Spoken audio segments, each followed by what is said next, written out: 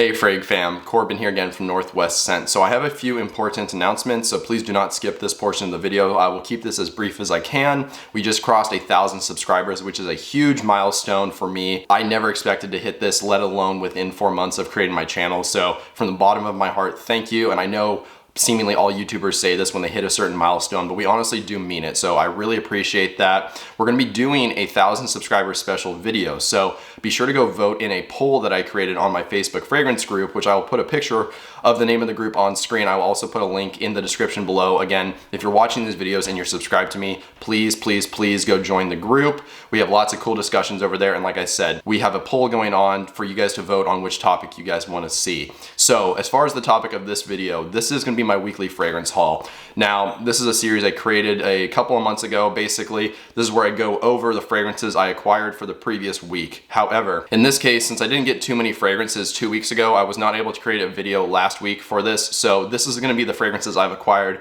within the last 2 weeks. So if you guys are interested to hear about this list of fragrances I've recently picked up, please stick around. But first, let's roll that intro.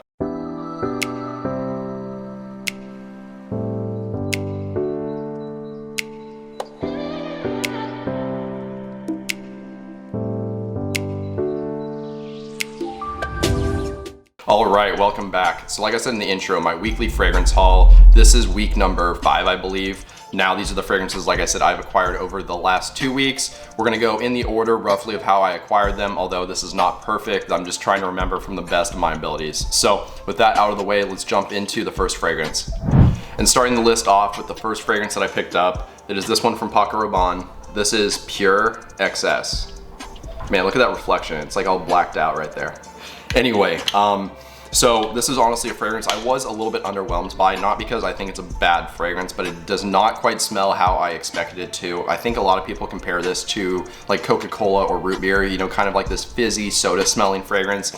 Now it does kind of have a quality similar to that, but this actually bears a ton of resemblance to a discontinued fragrance. And occasionally I do these videos where I talk about fragrance alternatives, either whether it's a discontinued fragrance with an alternative or just an expensive fragrance with an alternative. So when I do one of those again, I might include that in this list, or I should say this fragrance in that list, but still kind of underwhelmed just because it's not really, like I said, what I expected. This comes across more chocolatey and less kind of root beer, like soda-like than I expected. So this one has ginger, there's vanilla in here. You get like a liqueur note, although they don't say specifically which type of liquor it is. There is some myrrh in here, a little bit of cinnamon, so it's kind of spicy.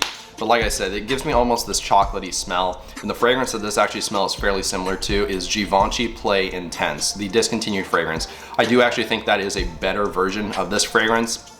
Higher quality. I just like the smell of that one a lot better. But for like half the price, which you can get this one for compared to that fragrance, or even more so than that at this point, because that one is discontinued, so the prices are gonna be going up on that. This is a good alternative, I would honestly say, to that fragrance. Do they smell the exact same? No, but a decent alternative. And I kind of get that like soda vibe, but not as much so as I was expecting. So it's an okay pickup, you know, the cheaper fragrance. I think I got it for $35 for basically a full bottle used. So that was my first pickup. That is Paco Rabanne Pure XS. So the next fragrance I got, this is an MFK, and this is actually one that I've been interested in for a while. I found another used bottle on Facebook for a really good deal, so I hopped on it. It is this one from Maison Francis Kurkdjian. This is Aqua Celestia Forte.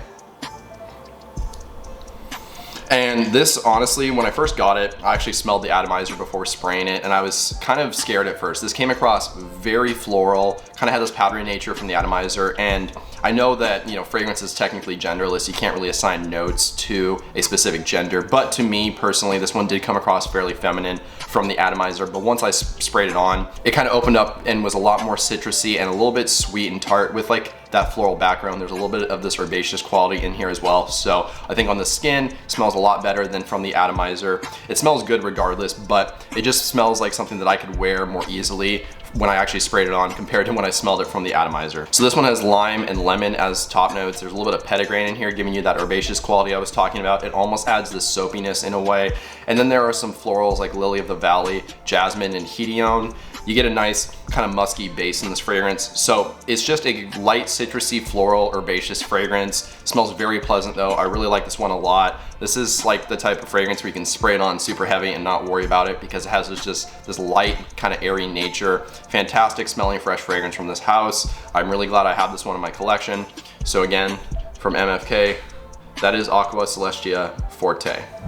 So my next pickup I actually bought from a local perfume house. This is one that I've been meaning to try for a while because it has been discontinued. I didn't want to blind buy it though, I did want to sample it. Luckily this place had it, and they actually had it in the largest bottle size. So I have 180 milliliters of this juice. This one is from Aqua de Parma. This is Colonia Assoluta. And I was able to try a few others from Aqua de Parma. I actually, before trying them, I hadn't tried many from the house. I think I'd maybe sampled one. That was Fico di Amalfi, but I went through and sampled a lot more from the house. And this was actually my favorite from the fragrances I sampled that day. And like I said, this one was discontinued about a year ago. So I went ahead and bought it, got the largest bottle size, so I don't think I'm ever gonna run out of this juice. This is a modern take on the original Colonia. So if you've tried the original Colonia, it's very bright and citrusy. It's, you know, it's this classic Italian cologne, but it also has this kind of aromatic and herbaceous side to it as well. It definitely smells old school, very sophisticated. This is one that just has basically taken that DNA and modernized it. So there's no lavender or anything overly herbaceous in this fragrance. There is a little bit of oak moss in the base, so you get a faint touch of that kind of herbaceous quality in the dry down. But from the opening, this thing is like playful, bright, and fun. So you get bitter orange, there's bergamot in here. You get some sweet orange as well. There is a nice lemon verbena note here, kind of hinting at the sophistication, but it's very mellow in this case. You do get some ylang ylang, and there's cardamom in the mid here as well, adding this nice sweet quality to this fragrance. So to me, this has all of the bright citrusy aspects of the original, but it's removed those drier kind of herbaceous qualities like I was saying. And this one is definitely a lot sweeter. As far as like, you know, who can wear this, this is definitely unisex. There's nothing ultra masculine or ultra feminine with this fragrance. And it's just one that I really enjoyed a lot. So that was my next pickup, again, from Aqua de Parma. That is Colonia Assoluta. So for my next pickup, I actually got 3 fragrances in a bundle. I bought these off of Facebook from a friend of mine that he is a big decanter and he was trying to offload some low partials. In this case, these are all Manceras. The first one I picked up, it's this right here. This is Instant Crush. And this bottle was actually full, but the other 2 are low partials. Now, I'm gonna go over these really quickly because this video is gonna go on for a lot longer than I expected it to. So Instant Crush, this one has saffron, Bulgarian rose, jasmine, there's some amberwood, and then vanilla. And this actually smells really similar to Baccarat Rouge 540 with some changes. In this case, it is creamier to me, just more smoothed out, I would say, and fresher. So I think this is better for the warm weather. Even though this is a louder fragrance, in my opinion, I think it will work in the warm weather better. And just an improved version of Baccarat Rouge, in my opinion. I know not everybody agrees with that, but personally, Baccarat Rouge smelled kind of funky to me. This one I like a lot more, so I'm really glad I have this in my collection now. So again, that is Instant Crush. So the next fragrance I got in the bundle is this one right here. This is Red Tobacco, again from Mancera. Now, this is actually a fragrance that I've said on video that I would never purchase. And the reason I've said that is because I own Parfums de Marly Carlisle as well as Argos Triumph of Bacchus. I've sampled this one before, and in my opinion, those are both superior to this fragrance. This is still an amazing fragrance. And if you're actually after something that performs the best of all 3 of those, Red Tobacco is the loudest and longest lasting of the 3. Now, he was bundling these together. He wasn't gonna split them up. So I went ahead, bought the bundle because it was for a really good price. Plus, it doesn't hurt to have just an extra fragrance in your collection, you know? Stop it. Get some help. So that is the next one I picked up. That is Red Tobacco from Mancera. And then the last fragrance I picked up, again, another Mancera. It is this one right here. This is Cedrat Boisé. I've actually owned Cedrat Boisé in the past, and honestly, I don't know why I got rid of it. This is a really solid fragrance. As you can see, again, this one is not a low partial, but it's about halfway full. And this is a different take on the aventus DNA. This one is juicier. It's got more of this sweet fruitiness to it, and you get more of this traditional woodiness to it. Whereas in aventus, some people say it's smoky, but to me, really, it's just kind of like this faint brash woodiness in the dry down. This one is a lot smoother. It's got this nice cedar note, which I love cedar in fragrances, one of my favorite woody notes. And this one, honestly, yeah, it's just different than aventus. Similar DNA, but different, and this one actually does perform really well. So again, that was my last pickup from that bundle. That is Cedrat Boisé. And finally, my last pickup in this fragrance haul. This is one that I got on Facebook again, and I got it for a pretty good deal, so I jumped on it. This one is from XerJoff. This is Mephisto from the CMRRA collection. And if you're unaware about this fragrance or what it smells like, it's very, very similar to Creed's Silver Mountain Water, but they've removed the tea note from that fragrance. And if you like the tea note in Silver Mountain Water, then you probably won't be as big of a fan of this one.